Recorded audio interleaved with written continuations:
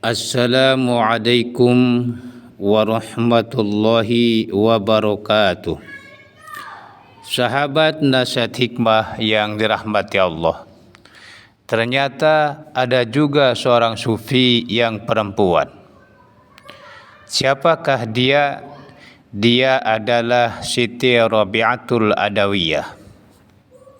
Siti Rabi'atul Adawiyah lahir sekitar tahun 95 Hijriah, bertepatan dengan tahun 713 Masehi di Basrah, Irak. Sahabat nasihat hikmah yang dirahmati Allah. Setelah suami Siti Rabi'atul Adawiyah meninggal dunia, banyak orang yang menginginkan Siti Rabi'atul Adawiyah menjadi istrinya. Termasuk dari golongan ulama pun ada yang menginginkan Siti Rabi'atul Adawiyah menjadi istrinya. Sehingga pada suatu hari datanglah Hasan Al-Basri bersama teman-temannya meminta izin kepadanya untuk menemuinya. Maka Siti Rabi'atul Adawiyah pun mengizinkan mereka menemuinya.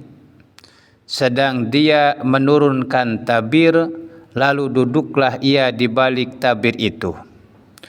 Maka berkatalah kepadanya Hasan dan kawan-kawannya. Kata Hasan dan kawan-kawannya, sesungguhnya suamimu telah meninggal dunia dan kamu mesti bersuami lagi.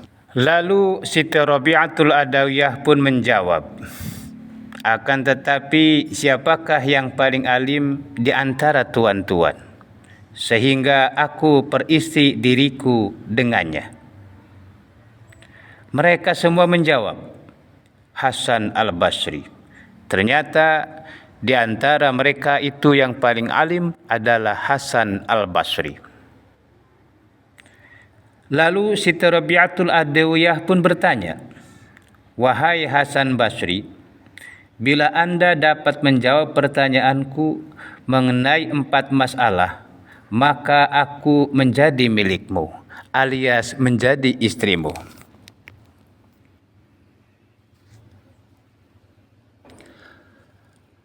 Hasan pun berkata, bertanyalah, jika Allah Ta'ala memberi taufik kepadaku, maka aku jawab pertanyaanmu. Lalu Siti Rabi'atul Adawiyah pun bertanya. Kata Siti Rabi'atul Adawiyah, bagaimanakah pendapat Anda sekiranya aku mati dan keluar dari dunia ini? Apakah aku keluar dengan membawa iman ataukah tidak? Lalu Hasan Al-Basri pun menjawab, ini adalah perkara gaib, sedang perkara gaib itu hanya diketahui oleh Allah Ta'ala. Intinya, pertanyaan pertama tidak bisa dijawab oleh Hasan Al-Basri. Sahabat nasihat hikmah yang dirahmati Allah. Selanjutnya Rabi'atul Adawiyah pun bertanya lagi, bagaimanakah pendapat Anda sekiranya aku telah diletakkan dalam kubur, sedang aku ditanya oleh malaikat Munkar dan Nakir? Dapatkah aku menjawab pertanyaan mereka ataukah tidak? Lalu Hasan Al-Basri pun menjawab, ini pun perkara gaib, sedang perkara gaib itu hanya diketahui oleh Allah saja. Dan pertanyaan yang kedua pun Hasan Al-Basri tidak bisa menjawab. Siti Rabi'atul Adawiyah pun bertanya lagi. Kata Siti Rabi'atul Adawiyah, apabila manusia telah dihimpun pada hari kiamat, sedang buku-buku catatan berterbangan, apakah aku menerima buku catatanku dengan tangan kanan ataukah dengan tangan kiri?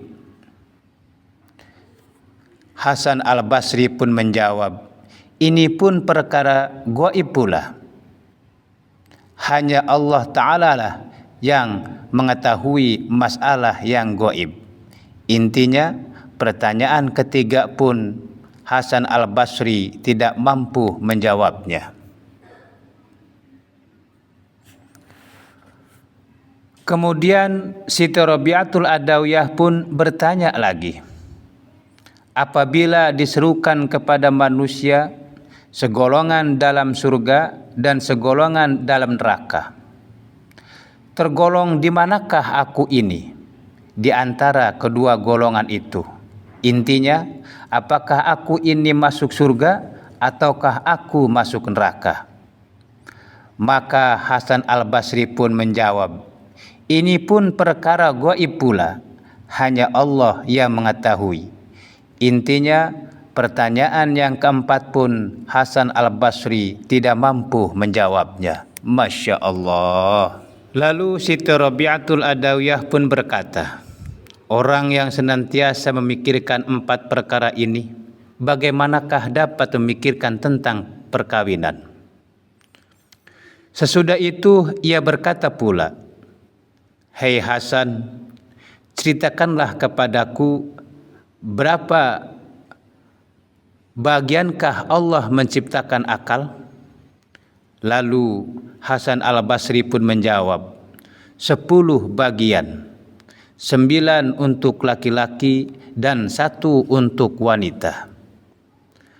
Kemudian Siti Rabi'atul Adawiyah pun bertanya pula, hei Hasan, berapa bagiankah Allah menciptakan syahwat? Lalu Hasan al-Basri pun menjawab, 10 bagian, 9 untuk wanita dan 1 untuk laki-laki. Kemudian Siti Rabi'atul Adawiyah pun berkata, hai Hasan, aku mampu memelihara 9 bagian syahwat dengan 1 bagian akal, sedang Anda tidak mampu memelihara 1 bagian syahwat dengan 9 akal. Masya Allah. Setelah mendengar perkataan Siti Rabi'atul Adawiyah, maka menangislah Hasan dan keluar dari sisi wanita itu. Masya Allah. Sahabat nasihat hikmah yang dirahmati Allah, kira-kira di zaman kita ini ada enggak ya perempuan seperti Siti Rabi'atul Adawiyah ini? Sahabat nasihat hikmah yang dirahmati Allah, mungkin itu saja yang bisa saya sampaikan. Apabila ada kesalahan dan kekurangan dari apa yang saya sampaikan, saya mohon maaf dan mohon maklum. Akhirul kalam, wassalamualaikum warahmatullahi wabarakatuh.